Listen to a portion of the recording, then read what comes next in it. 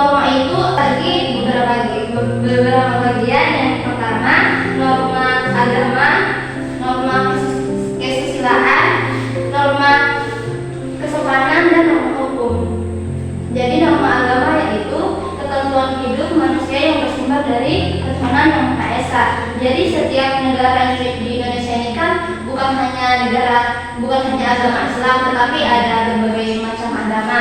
Jadi dalam norma agama ini setiap manusia yang bersumber dari ketentuan Tuhan yang Maha Esa yang tercantum dalam kitab suci setiap agama. Contohnya norma agama diantaranya ada kewajiban untuk beribadah bagi umatnya. Yang kedua, norma kesusilaan. Norma kesusilaan itu ketentuan dalam pergaulan manusia yang bersumber dari hati nurani. Contoh dari hati nurani itu merasa bahagia, merasa kesal, marah, itu adalah termasuk dari hati nurani. Jadi seseorang jika berbohong pasti akan ada balasannya.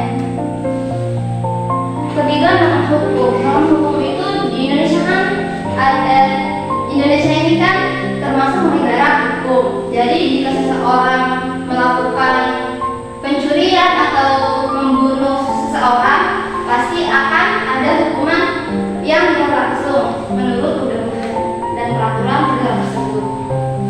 Yang keempat yaitu norma kesopanan. Norma kesopanan yaitu ketentuan dalam kehidupan manusia yang timbul dari pergaulan manusia di dalam masyarakat. Contohnya, ketika kita bersalaman kepada orang tua, kita harus contohnya ketika kita keluar rumah, kita harus kita harus izin terlebih dahulu pada kedua orang tua kita dan menghormati kedua orang tua kita. Jadi kita masuk kepada poin B, yaitu melaksanakan norma-norma yang ada di lingkungan masyarakat.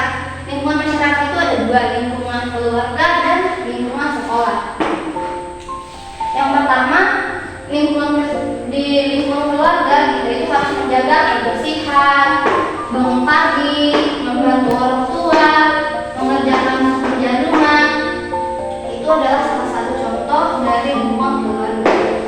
Yang ketiga, kita masuk ke lingkungan sekolah. Lingkungan sekolah itu menghormati guru dan menghormati sesama murid, sesama teman-teman. Yang kedua, mengerjakan tugas. Yang ketiga, tidak menyontek, misalnya saat ujian.